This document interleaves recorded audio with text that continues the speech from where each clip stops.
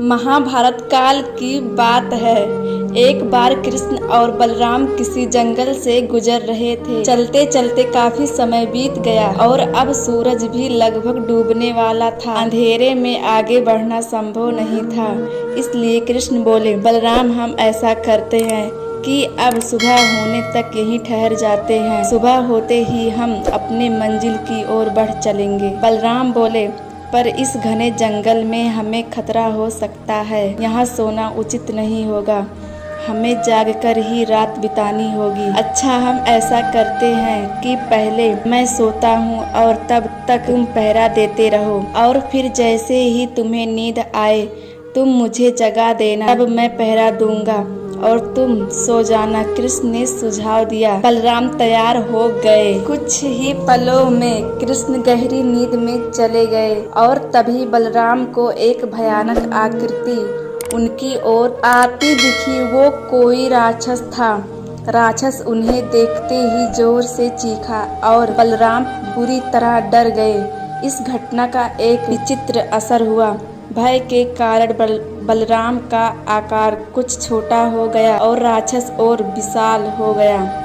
उसके बाद राक्षस एक बार और चीखा और पुनः बलराम डरकर कांप उठे। अब बलराम और भी सिकुड़ गए और राक्षस पहले से भी बड़ा हो गया। राक्षस धीरे धीरे बलराम की ओर बढ़ने लगा।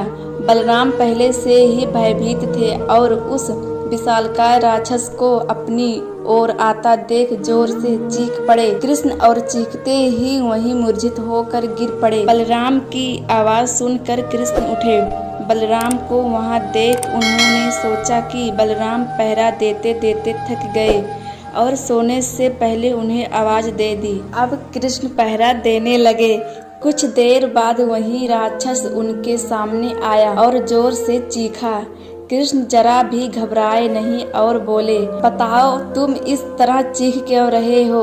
क्या चाहिए तुम्हें? इस बार भी कुछ कृष्ण के साहस के कारण उनका आकार कुछ बढ़ गया और राक्षस का आकार कुछ घट गया। राक्षस को पहली बार कोई ऐसा मिला था जो उससे डर नहीं रहा। घबराहट में वह पुनः कृष्ण पर जोर से चीखा। इस बार भी कृष्ण नहीं डरे और उनका आकार और भी बड़ा हो गया, जबकि राक्षस पहले से भी छोटा हो गया। एक आखिरी प्रयास में राक्षस पूरी ताकत से चीखा, पर कृष्ण मुस्कुरा उठे और फिर से बोले, बताओ तो क्या चाहिए तुम्हें? फिर क्या था? राक्षस सिकुड़ कर बिल्कुल छोटा हो गया और कृष्ण ने उसे हथेली में लेकर अपनी धोती में बांध लिया और कमर में खोस कर रख लिया। कुछ ही देर में सुबह हो गई। कृष्ण ने बलराम को उठाया और आगे बढ़ने के लिए कहा। वे धीरे धीरे आगे बढ़ने लगे।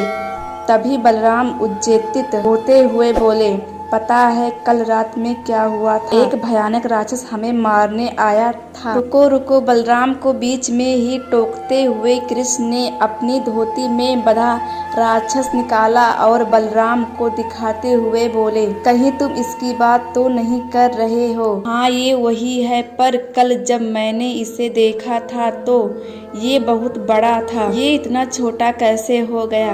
बलराम आश्चर्यचकित होते हुए बोले। कृष्ण बोले, जब जीवन में तुम किसी ऐसी चीज से बचने की कोशिश करते हो जिसका तुम्हें सामना करना चाहिए, तो वो तुमसे बड़ी हो जाती है और तुम पर नियंत्रण करने लगती है। लेकिन जब तुम उस चीज का सामना करते हो तो तुम उससे बड़े हो जाते हो और उसे नियंत्रित करने लगते हो। दोस्तों, ये राक्षस दरअसल हमारी जिंदगी में आने वाली चुनौतियां हैं। अगर हम इस चुनौतियों को टालते हैं तो ये और बड़ी हो जाती है।